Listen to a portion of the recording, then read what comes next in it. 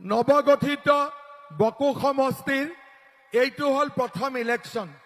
নন্দিতা দাসে আমাৰ সমষ্টিটো ভেঞ্চাৰ কৰি থৈ গল, হয় নে নহয়?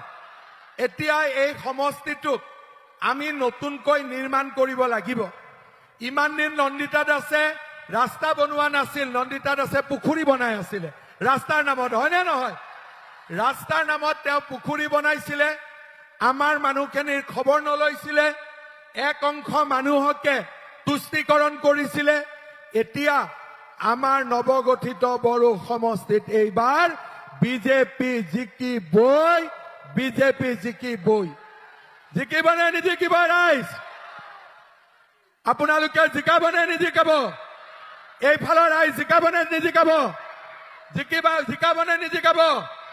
জিকাব নে নিজিকাব? বহি থাকে ৰাইজ, জিকাব নে নিজিকাব? চবে জিকাব। আৰু মই এইবাৰ নিশ্চিত যে বকো সমষ্টিত ৰাজু মেচ 50,000তকৈও বেছি ভোটত জিকিব, তাত আমাৰ কোনো সন্দেহ নাই। শ্ৰদ্ধা ৰাইজ, কংগ্ৰেছৰ দোকান এতিয়া আৰু অসমত বন্ধ। বিজেপি দলে 90খনৰ পৰা 100খন চিট লৈ এইবাৰ চৰকাৰ গঠন কৰিব, তাত আমাৰ কাৰো সন্দেহ নাই। মই শিলচৰৰ পৰা ধুবুৰী, শদিয়াৰ পৰা জোনাইলৈ ঘূৰিছো। 25 বছৰ মই ইলেকশ্যন খেলিছো। এইবাৰ ৰাইজৰ যিমান উৎসাহ মই আগতে কেতিয়াও দেখা নাছিলো। এইবাৰ ৰাইজে এটাই কথা কৈ আছে, আকৌ এবাৰ মোদী চৰকাৰ, আকৌ এবাৰ, আকৌ এবাৰ, আকৌ এবাৰ মোদী চৰকাৰ। শ্ৰদ্ধাৰ ৰাইজ, যোৱা 5 বছৰ মই অসমৰ মুখ্যমন্ত্ৰী আছিলো। ইলেকশ্যনৰ সময়ত মই ৰাইজক কৈছিলো যে আমাৰ যদি চৰকাৰ শাসনলৈ আহে, মই 1 লাখ যুৱক যুৱতীক 1 পইচা নোলোৱাকৈ চৰকাৰী চাকৰি দিম। মই কথা দিছিলো 1 লাখৰ চাকৰি দিলো, 1,65,000 ল'ৰা ছোৱালীক মই চাকৰি দিলো। তামোল এখনো আমি খোৱা নাই, কাৰো পৰা এটকা পইচা ওলোৱা নাই। কংগ্ৰেছে ACS APS চাকৰিৰ নামত 1 কোটিকৈ টকা লৈছিল।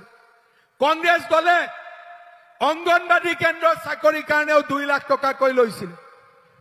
আজি বিজেপিয়ে চাকৰি দিছে, কাৰো পৰা 1 টকা ঘোষ নোলোৱাকৈ আজি বিজেপি দলে চৰকাৰী চাকৰি দিছে। শ্ৰদ্ধা ৰাইজ, আজি এই বকোৰ পবিত্ৰ মাটিত থিয় হৈ মই সংকল্প লৈছো, অহাবাৰ মই 2 লাখ ল'ৰা ছোৱালীক চৰকাৰী চাকৰি দিম। 2 লাখ ল'ৰা ছোৱালীক চাকৰি দিম। 25,000 পুলিচ, 75,000 শিক্ষক শিক্ষয়িত্ৰী, বাকী 1 lakh grade 3, grade 4 doctor, engineer, junior engineer, মণ্ডল নাৰ্ছ, ফাৰ্মাচিষ্ট। কংগ্ৰেছে ইমান চাকৰি দিব পাৰিব? কংগ্ৰেছে চাকৰি দিব পাৰিব? কংগ্ৰেছে কাবাক আগতে টকা নোলোৱাকৈ চাকৰি দিছে?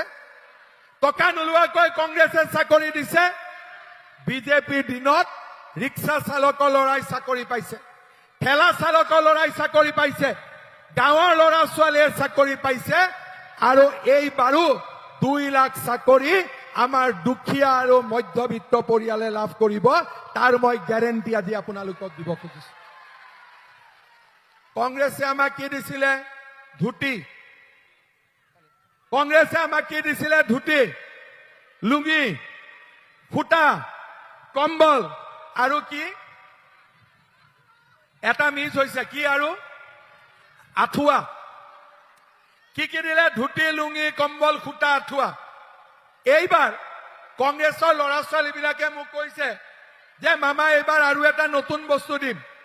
কংগ্ৰেছে কৈছে মামা আপুনিতো 2 লাখ চাকৰি দিব, আমিতো চাকৰি দিব নোৱাৰো, সেইকাৰণে এইবাৰ আমি আপোনালোকক এটা নতুন বস্তু দিম। মই বোলো ইহঁতি বা কি দিয়ে? মই সুধিলো কিনো দিবি বাবা, মোৰ অলপ ভয়ো লাগিছে কিজানি ডাঙৰ বস্তু দিয়ে। বোলে নহয়, এইবাৰ ধুতি, লুঙি, সূতা, আঁঠুৱা, কম্বলৰ লগত আমি গেঞ্জি আৰু পাইজামাও যোগ কৰি দিম। কি যোগ কৰিব? গেঞ্জি আৰু পাইজামা। এইটো হৈছে কংগ্ৰেছ পাৰ্টি। মই যেতিয়া কৈছিলো যে আই মাতৃসকলক মই 10,000কৈ টকা দিম, মাইক্ৰ' ফাইনেন্সৰ লোন ৰেহাই দিম, তেতিয়া কংগ্ৰেছে কৈছিলে যে 10,000 টকাকৈ কেনেকে দিব? 40 লাখ আই মাতৃ 10,000কৈ দিলে কিমান লাগিব? 4,000 কোটি টকা। কলে দিব নোৱাৰে মামাই। এতিয়া আপোনালোকে কওক, বকৰ আই মাতৃসকলে 10,000টো পালে নে নাপালে? পালে নে নাপালে? আপোনালোকে পালে। মইতো নিজে দি থৈ গলো নে নাই? আচ্ছা, 10,000ৰ লগত পিছত আৰু 9,000ও পালে নেকি? পালে নে নাই 9,000? তাৰ মানে বকৰ আই মাতৃসকলে 10,000ও পালে, 9,000ও পালে। আৰু কিবা লাগিব নেকি? আৰু কিবা লাগিব নেকি? নালাগে। নালাগে নেকি? নালাগে নেকি? লাগিব। তেতিয়াহ'লে এইবাৰ আই মাতৃসকলক মই 10,000 নিদিওঁ, এইবাৰ মই 25,000 টকা কৰি আপোনালোকক দিম। ভাল হ'ব নে বেয়া হ'ব? এইবাৰ সকলো মহিলাই 25,000 টকা কৰি লাভ কৰিব। যোৱাবাৰ পাইছিলে 10 আৰু 9, এইবাৰ পাব 25,000। ভাল হ'ব? ৰাজু মেচক ভোট দিবনে নিদিব? বিজেপি চৰকাৰ আনিবনে নানে? বিজেপি চৰকাৰ আনিবনে নানিব? ৰেচন কাৰ্ড কাৰ কাৰ আছে? হাত দাঙকচোন। কাৰ কাৰ ৰেচন কাৰ্ড আছে? আচ্ছা, ৰেচন কাৰ্ড কাৰ কাৰ নাই? হাত দাঙক। চবৰে ৰেচন কাৰ্ড আছে। 200টামান পৰিয়ালৰ ৰেচন কাৰ্ড নাই। ৰাজুৱে ইলেকশ্যন জিকাৰ পৰা চবকে দি দিব, ঠিক আছে? এতিয়া মোক এটা কথাই কওক, ৰেচন কাৰ্ডত চাউল পায়নে? সঁচাই পায়? 100 টকাত দালি, নিমখ, চেনি পায়নে? আপোনালোকে কিনিছে? কালি আনিছে, বঢ়িয়া। পেকেটত কৰি আহে। কিনিছে নে কিনা নাই? আগৰ দোকানৰ দালিতকৈ আমি দিয়া দালিটো ভাল নে বেয়া? ভাল নহয়? ভাল নে বেয়া? চেনি নিমখত কিবা কমপ্লেইন আছে নেকি? নাই। দালি হল, চাউল হল, নিমখ হল, চেনি হল। আৰু কিবা লাগে নেকি আপোনালোকক? কিবা লাগে নেকি? মই ঠিকে শুনিছো নে মিঠাতেল বুলি কৈ আছে? মিঠাতেল লাগিব? চাউল, দালি, নিমখ, চেনি লগত মিঠাতেল। কিমান লাগিব? আধা লিটাৰ দিলে হৈ যাব? কিমান লাগিব? কিমান লাগিব? কিমান লাগিব? যাওক, 1 লিটাৰ মিঠাতেল দি দিম। হ'ব? এইবাৰ চৰকাৰ আহিলে লগত চাউল, দালি, নিমখ, চেনি লগত 1 লিটাৰ মিঠাতেল। হাত চাপৰিকেইটা অলপ জোৰেকৈ মাৰক আকৌ। এতিয়া এজনী আইতাই মোক সিদিনাখন কলে যে বাবা, তই দালিও দি আছ, তেলো, চেনিও দিছ, নিমখো দিছ, চাউলো দিছ, তেলো দিবি, একেলগে চাহপাত অলপ দি লেঠাটো মাৰি নিদিয় কিয়? তেতিয়া মই কলো যে অলপ লাহে লাহে চৰকাৰখন আগবাঢ়ক। যদি টকা পইচা আমাৰ সংগ্ৰহ হয়, আবু তোৰ কথাটো মই শুনিম বাৰু, ঠিক আছে? কিন্তু এতিয়া মই আপোনালোকক এইবাৰ এটা নতুন উপহাৰ দিম। নতুন উপহাৰ কি দিম? বিহুৰ সময়ত ঘৰত মানুহ বেছি আহে নে নাহে? যেতিয়া আমি এনেইতো গেছ আমাৰ 45 দিন 40 দিন চলে, কিন্তু বিহুত 20-25 দিনত চেজ হৈ যায়। দুৰ্গা পূজাটো সোনকালে চেজ হৈ যায়, হয় নে নহয়? মইতো ইমান পাকঘৰৰ কথা নাজানো, কিন্তু মই ঠিক কৈছো নে নাই? বিহু আৰু পূজাত চিলিণ্ডাৰটো অলপ কম দিনতে চেজ হৈ যায়, হয়নে? সেইকাৰণে এইবাৰ আমি সিদ্ধান্ত লৈছো, বিহুৰ সময়ত গেছৰ চিলিণ্ডাৰটো আমি বিনা পইচাত দিম। ভাল হ'ব? আৰু পূজাৰ সময়ত গেছৰ চিলিণ্ডাৰটো আমি বিনা পইচাত দিম। তাৰ মানে বছৰত 2টা চিলিণ্ডাৰ আমাৰ দুখীয়া মধ্যবিত্ত মানুহসকলে চৰকাৰৰ পৰা বিনা পইচাত পাব। ভাল হ'ব নে বেয়া হ'ব? সঁচাই কওকচোন, ভাল হ'ব নে বেয়া হ'ব? ভাল হ'ব। 25,000 টকাও পালে, মিঠাতেলো পালে, গেছৰ চিলিণ্ডাৰো পালে। ভাল হ'ব নহয়? ভোটটো বিজেপিক দিব নহয়? কংগ্ৰেছে কি দিয়ে? ধুতি লুঙি, সূতা আঁঠুৱা, কম্বল, গেঞ্জি, পাইজামা। আৰু আমি এতিয়া কি দিম বুলি কলো? 25,000 টকা, 2 লাখ চাকৰি, মিঠাতেল আৰু 2টা গেছৰ চিলিণ্ডাৰ ফ্ৰী। কংগ্ৰেছে দিব পাৰিব? কংগ্ৰেছে দিব পাৰিব? নোৱাৰে। অৰুণোদয় কোনে কোনে পোৱা নাই হাত দাঙক। বকো সমষ্টিত 2,000 মহিলাই অৰুণোদয় পোৱা নাই। মই চালু হিচাপ কৰি, বকুত মই প্ৰতিগৰাকী আই মাতৃয়ে যাতে অৰুণোদয় পাব পাৰে, বকো সমষ্টিৰ কাৰণে মই 10,000 নতুনকৈ অৰুণোদয় দি দিম। ভাল হ'ব? এতিয়া 10,000 আমি কাক দিম? লেঠা লাগিলে 2,000হে পোৱা নাই, বাকী 8,000 কি কৰিম? এতিয়া শাহুৱেকে পাইছে, বোৱাৰীয়েকে পোৱা নাই। অলপ ঘৰত গণ্ডগোল লাগি আছে। মই ঠিকে ধৰিছো নে? শাহুৱেকে পালে, বোৱাৰীয়েকে পোৱা নাই। এতিয়া অৰুণোদয় বোৱাৰীয়েক আৰু শাহুৱেকৰ কাজিয়া লগাই দিব। সেইকাৰণে এইবাৰ আমি ৰেচন কাৰ্ডখন আপোনালোকক ভাঙিব দিম, যাতে আপোনালোকে ঘৰত আৰু অৰুণোদয় পাব পাৰে। ভাল হ'ব নে বেয়া হ'ব? ভাল হ'ব নে বেয়া হ'ব? যেতিয়া ৰেচন কাৰ্ডো ভাঙিলে, নোপোৱাইও পালে, তথাপিতো 3-4 হাজাৰ অৰুণোদয় ৰখি যাব। সেইখিনি মই কি কৈছো, আমাৰ ল'ৰাবিলাকে যে বিয়া পাতিব, বোৱাৰীবিলাকক দি দিম। হ'ব? এইবাৰ ল'ৰাবিলাকে কইনা চাব গলে ক'ব পাৰিব শহুৰে শাহুৱেকক, ছোৱালীটো জল্দি জল্দি দি দে, অৰুণোদয় দি আছে মামাই। ভাল হ'ব নে বেয়া হ'ব? ভাল হ'ব। লগতে মই আৰু এটা আপোনালোকক ভাল খবৰ দিম। এই যে 2 লাখ চাকৰি ওলাব, 25,000 পুলিচ, নাৰ্ছ, শিক্ষক, শিক্ষয়িত্ৰী। কিন্তু নাৰ্ছ যদি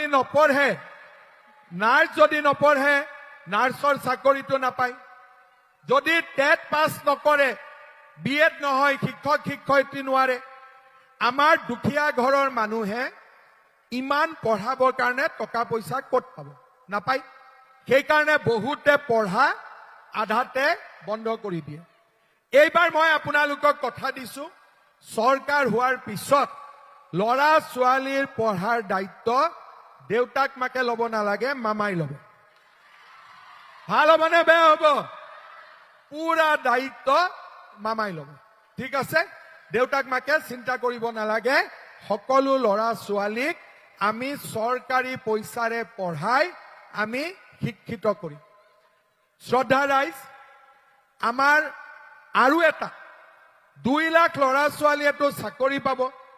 বহুত ল'ৰা ছোৱালীয়ে ব্যৱসায় বাণিজ্য কৰিব খোজে। বহুত ল'ৰা ছোৱালীয়ে দোকান পোহাৰ খুলিব খোজে। আমি এটা স্কিম আনিছিলো, CMAAA। তাৰমানে ল'ৰা ছোৱালীক ব্যৱসায় বাণিজ্য কৰিবৰ কাৰণে আমি 2 লাখকৈ টকা দিওঁ। টকাটো ঘূৰাব নালাগে, সুদ দিব নালাগে।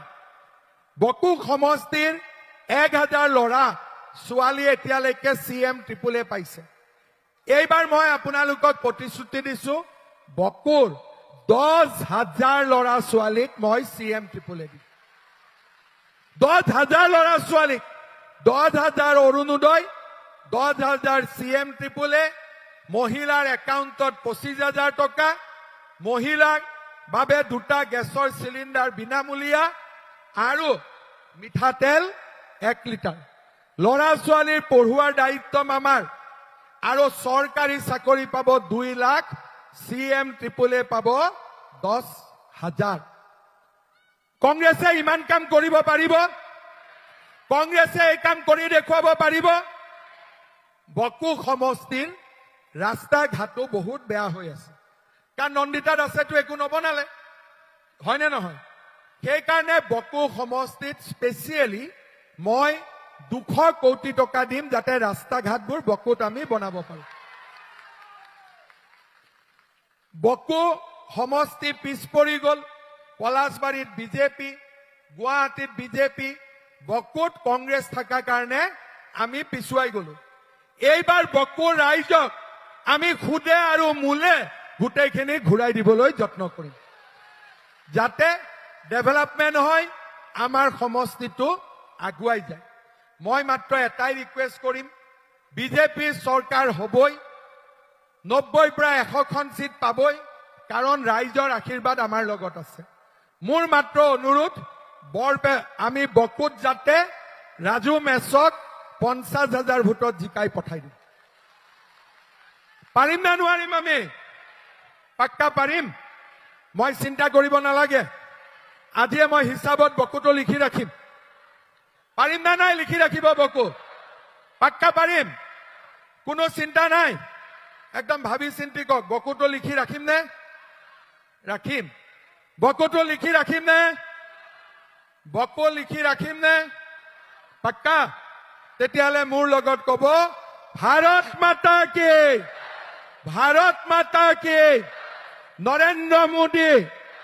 নৰেন্দ্ৰ মোদী ৰাজু মেছ বিজেপি এজিপি যৌথ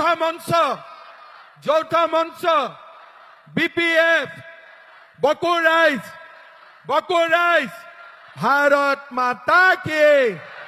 ভাৰত মাতা কি বন্দে ৰাজু মেছ বহুত ধন্যবাদ ইলেকশ্যনৰ পিছত বকুত মই আৰু আহিম বকুত যি কাম আছে সব দায়িত্ব মোৰ ওপৰত মই ধুনীয়াকৈ কৰি দিম